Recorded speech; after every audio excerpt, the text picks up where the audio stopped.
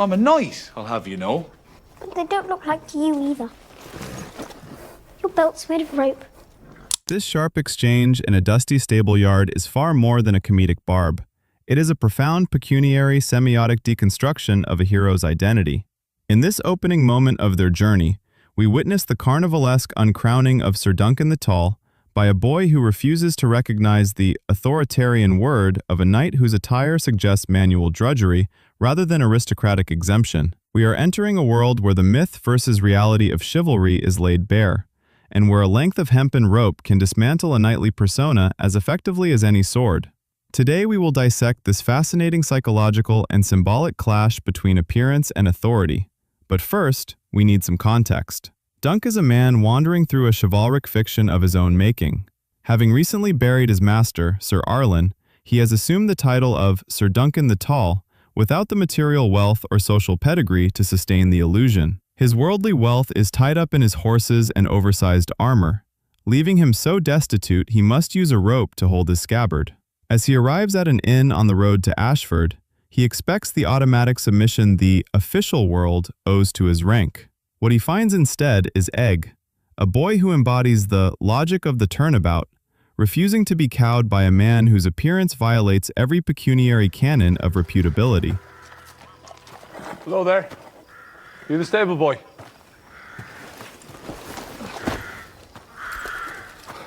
I want the palfrey rubbed down. I know it's for all three. Can you tend to them? Dunk initiates the interaction by attempting to occupy the lofty, exalted role of the bellatores, demanding service from someone he perceives as a social inferior. By giving orders, he is trying to lift himself on his toes to appear greater, using the authoritarian word to establish his newly assumed status. His request for all three horses is a subtle display of conspicuous standing, as horses are the primary signifiers of membership in the martial elite. Psychologically, Dunk is retreating into a fictitious feeling of strength to mask his deep-seated anxiety about his own legitimacy. The inquiry reflects the rigid vertical reality of the three orders, where Dunk expects an immediate sequence of binary relations in which he gives orders and others obey. I could. I wanted. Egg's retort functions as a carnivalesque unmasking, immediately rejecting the hierarchical mandate Dunk expects to inhabit. He initiates frank and free speech, ignoring the distance required by everyday social etiquette and asserting his own personal agency. This response subverts the unchanging established order, turning the stable yard into a second world where rank is suspended. Egg is astutely aware of the contradiction of the Hedge Knight, sensing that Dunk's presence does not command automatic respect. This moment is the first instance of Egg uncrowning Dunk, forcing the knight to perform his status rather than simply embody it. None of that. See to the horses. You'll get a copper if you do well, and a clout in the ear if not.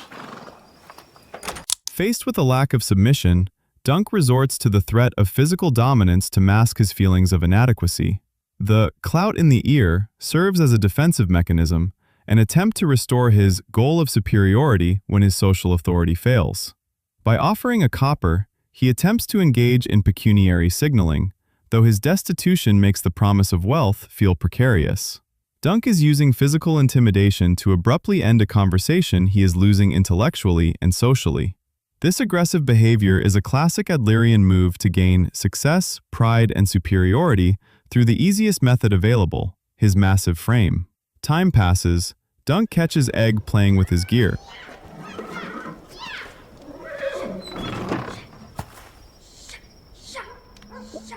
Egg's play is an act of grotesque degradation, treating the lofty gear of a warrior as a mere child's toy. By mounting Dunk's destrier and wearing his armor, Egg strips these items of their fearsome, exclusive status as martial signifiers. This playfulness is a direct mirror of Egg's lack of intimidation toward Dunk himself. The boy sees through the martial posturing. Egg is treating Dunk's knightly persona as a transparent costume, physically occupying the armor Dunk has yet to truly fill. The boy's intrusion into Dunk's martial shadow exposes the vulnerable reality of the Hedge Knight's precarious identity. Oi! My lord! You thief! Dunk reacts with anger because Egg has trespassed upon the tangible proof of knighthood Dunk possesses, his armor and his warhorse. Labeling the boy a thief is worth into the voice is explained to the boy that his releaseated the right later to Dunk, just as the gift lettuce known to the market. Dunk held the given the boy is an ungreat play. The boys now predict a Dunk people or face and spread of his gift start. The boy is healthies before a difficult to. Label the boy is a closive level of description that just many informed to do. Dunk fix that his fortune leaders anger to the boy. Label the boy as far as the bite, is now can released at eager to play for another person, but least the boy that is end of the dead. Dunk is stressed about a strictly hierarchical dispute, casting the boy as a criminal to regain moral high ground. The outburst reveals his deep socio-economic anxiety. Without these items, he is no more than beggar's blood. Dunk's defensiveness shows that he relies on the aura of his gear to validate his newly assumed title. I did not mean to offend you. Egg's apology is perfunctory, masking the fact that he has already dismantled Dunk's projected aura. He continues to use familiar contact, refusing to adopt the submissive tone of a terrified stable boy. The boy is navigating the logic of the turnabout, offering a formal apology while his very presence atop the horse remains a mockery. Egg's lack of genuine fear exposes that Dunk's aggressive posturing is not working as intended.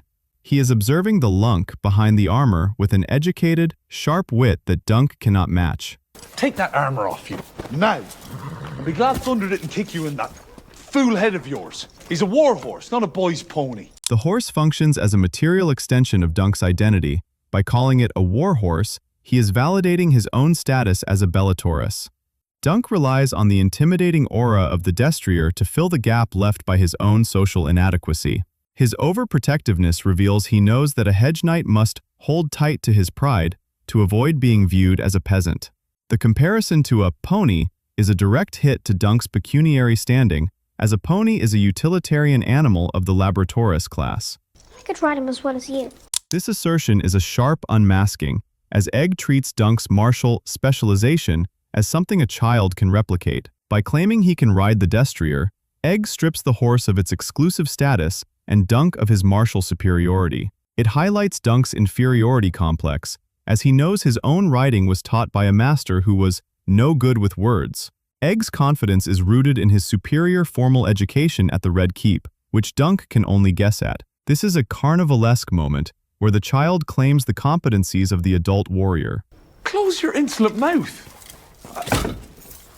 I'm a knight, I'll have you know. Unable to command respect through his presence, Dunk is forced to explicitly perform his status through verbal declarations. This is an Adlerian retreat to a fictitious feeling of strength to escape the difficulty of the boy's mockery. Dunk is falling back on the established order of the official world because he lacks the social courage to engage Egg as an equal. The repetition of, "I'm a knight," signals his deep insecurity. If he were a true knight, the fact would not need to be announced. He is trying to use his social rank as a wall to protect his Dunk the Lunk identity. You don't look to be a knight. Egg employs the power lens of observation to dismantle Dunk's conspicuous dignity at first glance. He is identifying the signifiers of poverty that betray Dunk's proximity to the peasantry. This is a grotesque degradation, bringing the exalted ideal of knighthood down to the immediate material level. Egg is astutely aware that Dunk fails to meet the conventional standards of the elite leisure class. The boy is effectively uncrowning Dunk before the knight has even managed to enter the tourney lists. What, all knights look the same, do they?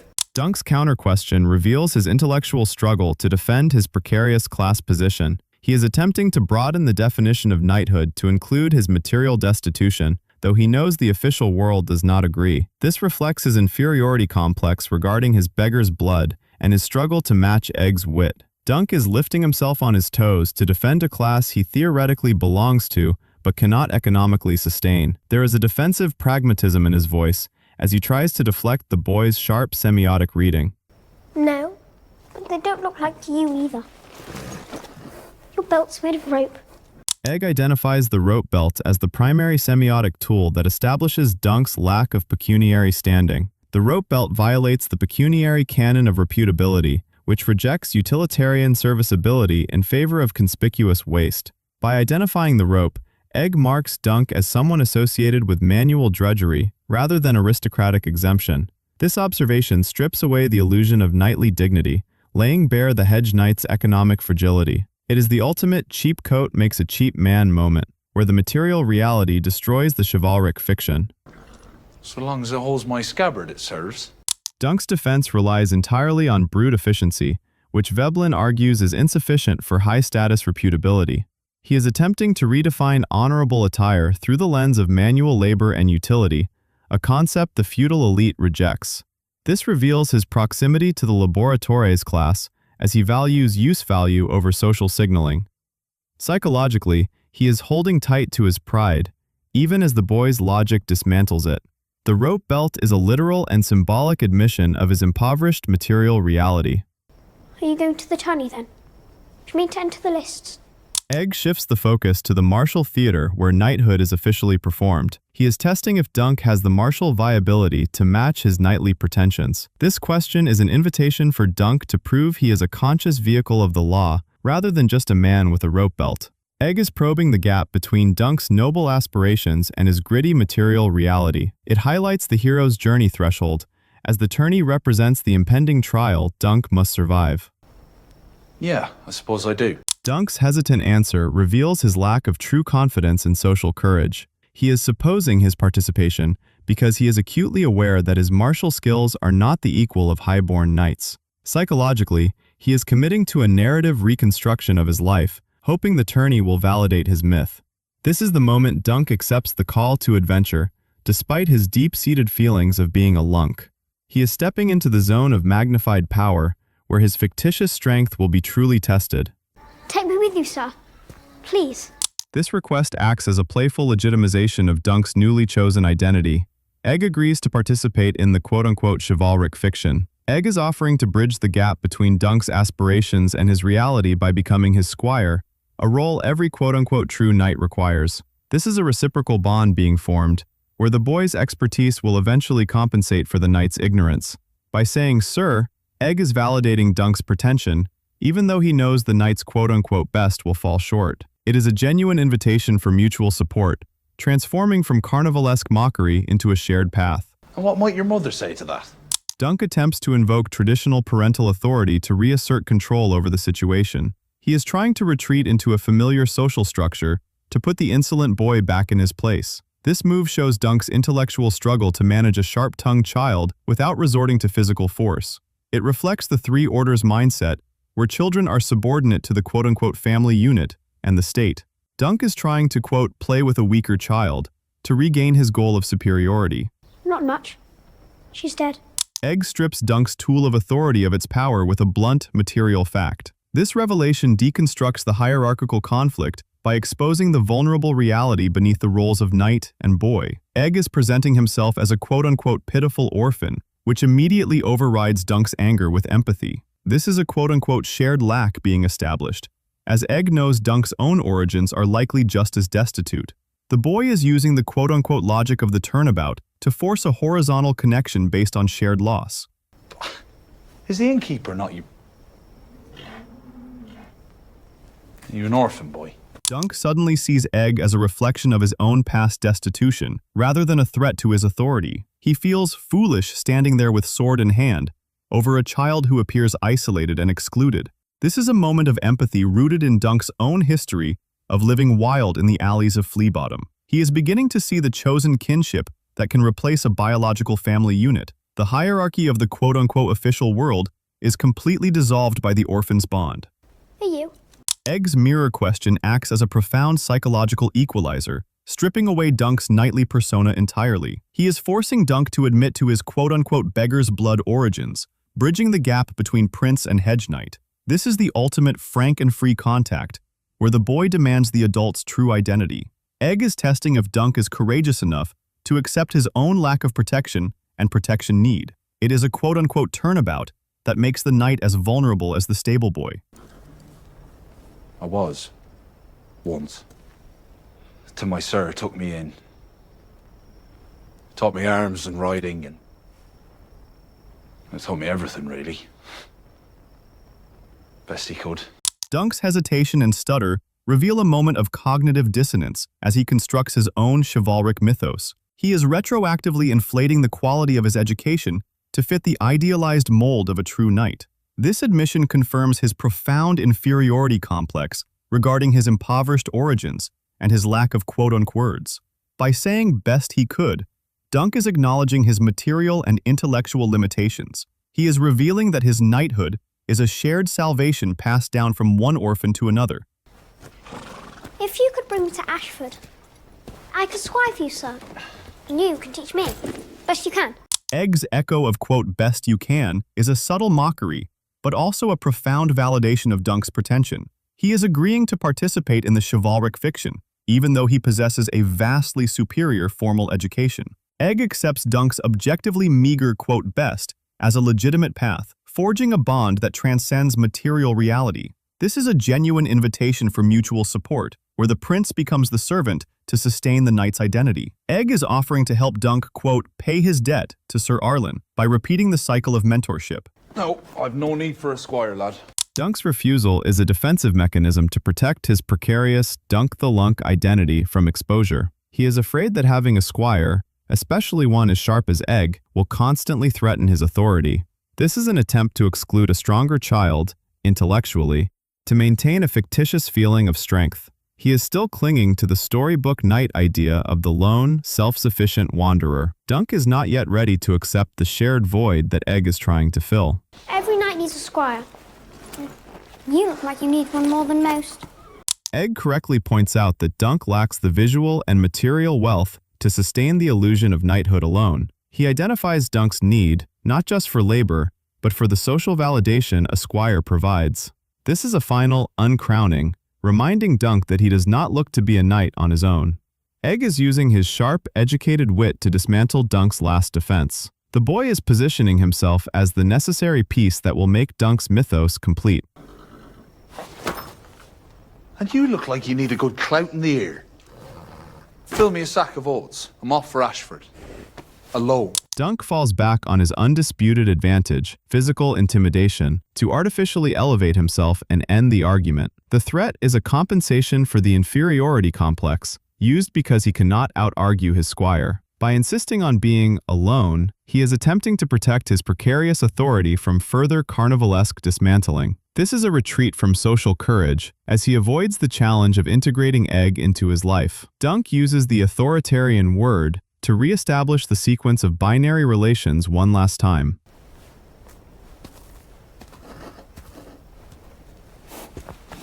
Look, lad, I promise you, you're better off not squiring for the likes of me. This rare moment of self-aware vulnerability reveals Dunk's deep-seated feelings of inadequacy. He is acknowledging his own lack, his poverty, his ignorance, and his unproven status. Dunk is trying to protect Egg from the gritty material reality of being a hedge knight. It shows that Dunk's storybook ideals still exist. He wants Egg to have a real knight, not a lunk from Flea Bottom. This is a moment of genuine chivalry, where he prioritizes the boy's welfare over his own need for help. For your help. Sulk all you wish. I know you'll scoop it up as soon as I'm gone. Dunk's final act of pecuniary signaling is an attempt to leave as the greater party who gives rather than takes. By predicting Egg's behavior, he is trying to regain a sense of parental or master-like superiority. This last remark is a defensive, lifting on toes, trying to ignore the fact that the boy has already won the intellectual battle. He is treating Egg as a common wretch from Flea Bottom again, to distance himself from their shared lack. Dunk exits the scene still trying to project a massive silhouette, unaware that the boy has already begun to fill the void beside him. By the end of this interaction, the feudal hierarchy has been comically dismantled and replaced by the foundation of a chosen kinship. Dunk's attempt to pull rank through physical intimidation and rope belts has failed against Egg's carnivalesque refusal to be cowed. The pecuniary semiotics of the rope belt have laid bare Dunk's economic fragility, yet Egg's willingness to squire best he can offers a path to legitimize the very chivalric fiction he just punctured. Dunk leaves the inn still clutching his inferiority complex, but the shared void of their orphan status